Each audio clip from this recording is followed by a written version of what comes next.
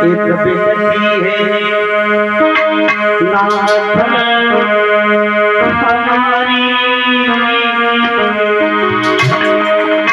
जग हुई जय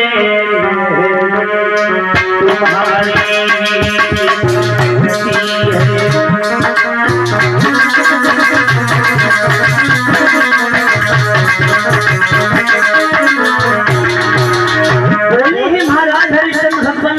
वैसे तो कहने का अधिकार हमारे ऊपर नहीं रहा, लेकिन फिर भी हम अपनी प्रजा की ओर से एक निवेदन करना चाह रहे हैं। इन्हें कोई दुख मत देना। विश्वामित्र कहने लगे, मुझे लगता है तुझे अभी भी डाउट है। हमने आपसे पहले ही कह दिया, अगर कोई दिक्कत है तो हमसे मना कर दो। हम तो बड़े दयालु साधु हैं, धीरे से निकल जाएंगे। बोले भगवान ऐसी कोई बात नहीं है, हम तो थोड़ा निवेदन कर रहे थे। बोले महाराज हरिश्चंद्र,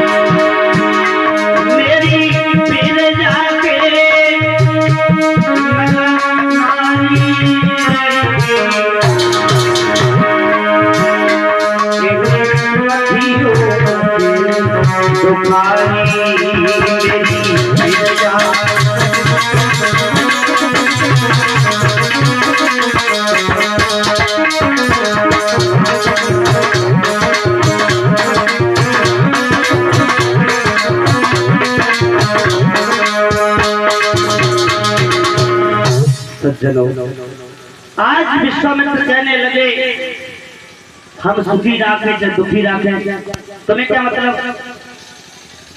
महाराज हरिश्चंद्र कहने लगे कि कोई बात नहीं, भगवान है हमारे, हमें प्रजा को देखकर थोड़ी दिल में जो बात उठी है हमने आपसे कह दी। अब आप जानो, सुखी रखो चाहे दुखी रखो, लेकिन आप हम तीनों प्राणियों को बेचकर अपना ऋण से उऋण कर दीजिए। सज्जनों, आज महाराज हरिश्चंद्र तारा और पुत्र रोहित अपनी अयोध्या नगर की राजधानी को प्रणाम करते हुए आगे बढ़ने लगे हैं। सज्जनों, वहां की प्रजा महाराज हरिश्चंद्र को तीनों प्राणियों को देखकर बड़ी हो रही है। सज्जनों, महाराज हरिश्चंद्र तीनों प्राणी अपने दरबार को छोड़कर अयोध्या नगर को आगे बढ़े हैं।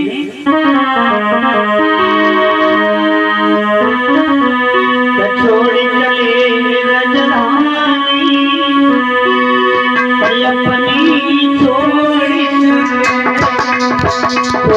चले रजधानी, अपनी छोड़ नहीं।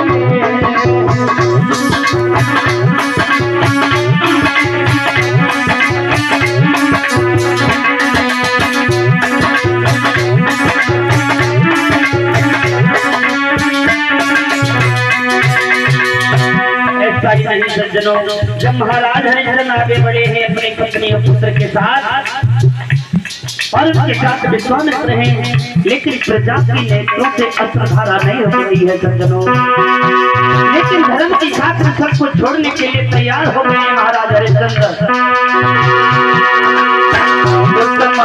कबीला छोड़ो,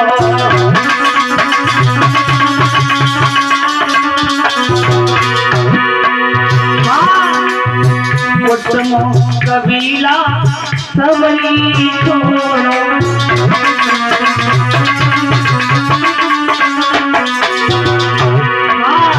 राज पाठ में मुखड़ा मोड़ो, राज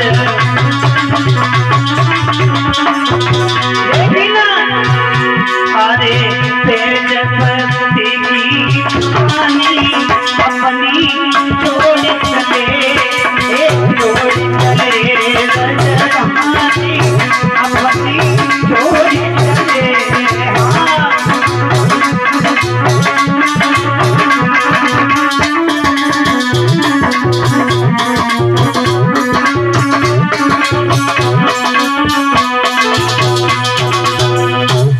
सज्जनों, आज अपने अयोध्या नगर को छोड़कर धीरे धीरे तीनों प्राणी विश्वामित्र के साथ आगे बढ़ते जा रहे हैं, नंगे पैरों आगे बढ़ते जा रहे हैं। सज्जनों, जेठ का महीना है, कड़कड़ाती हुई धूप लग रही है, पैर जलने लगते हैं। सज्जनों, आज जो तारा कभी महलों से बाहर नहीं निकली थी, जो पुत्र माँ की गोदी से कभी नीचे नहीं उतरा था, आज नंगे पैरों उस मार्ग में चलते जा रहा है। धीरे धीरे सज्जनों अधभर रास्ते में पहुंच जाते हैं। तो आज रोहित कहने लगा, भैया अभी कितनी दूर चलना है, कितनी दूर चलना है, अब तो हमसे चला भी नहीं जा रहा। आज मैया से पूछने लगा है रोहित, मैया अभी कितनी दूर चलना है, मैं तो इतना कभी चला भी नहीं। और बोला है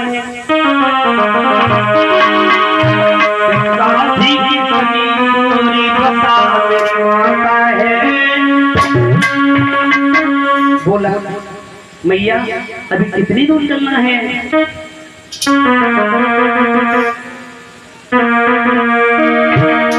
अरे पर्वत चला नहीं जाता है, काठी की जमीन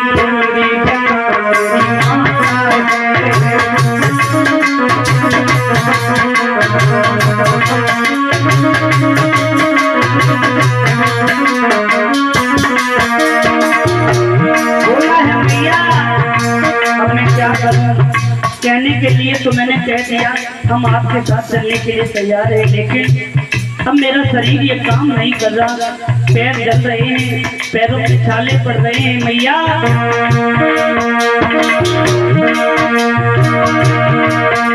अरे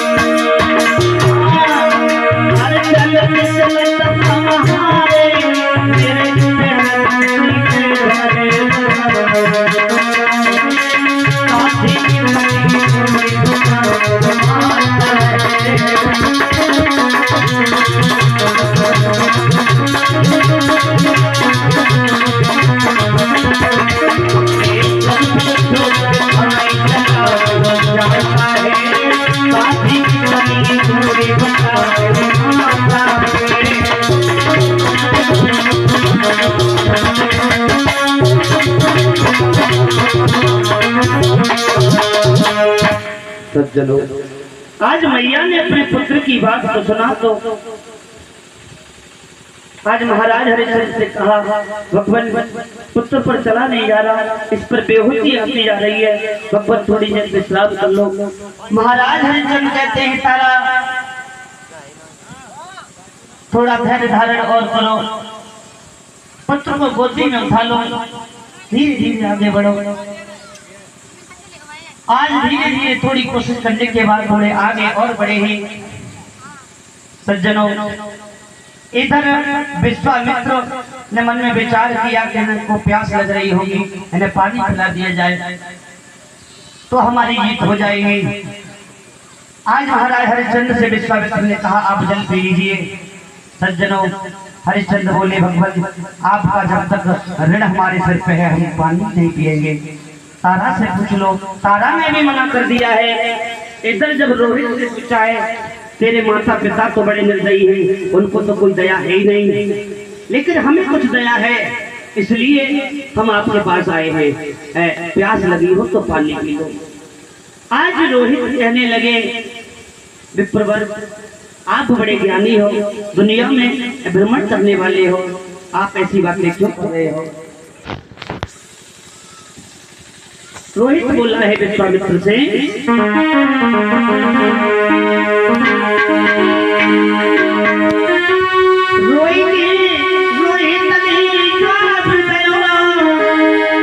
ब्राह्मण का बंदयानी है, पानी की हमें जरूरत नहीं है, हम खुद ही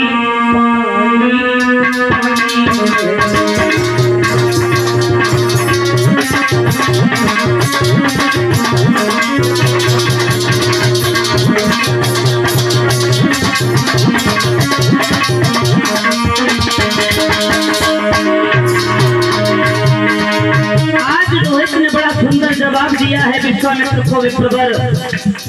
आप हमारे साथ क्यों करना चाह रहे हैं, लेकिन हमारी चाहे जान निकल जाए, हम जल पीने की बात कर रहे हो, हम कुछ मुख पर रखेंगे भी नहीं। जब तक आपका कर्ज हमारे सिर पर है तब तक हम पानी नहीं पी सकते। कमंडल को दूध फेंक दिया,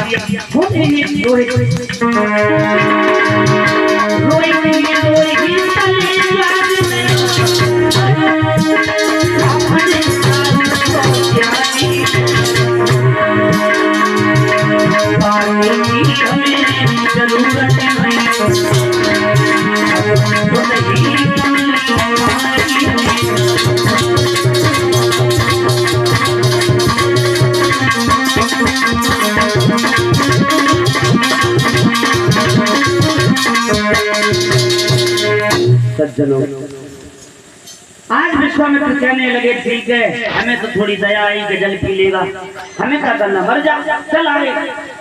अब धीरे धीरे आगे बढ़, थोड़ी देर के पश्चात आज महारानी जो कभी घर से बाहर नहीं निकली थी, आज वे भी बेहोश होने लगी। कहा भगवान अब तो हम पे भी नहीं चला जा रहा।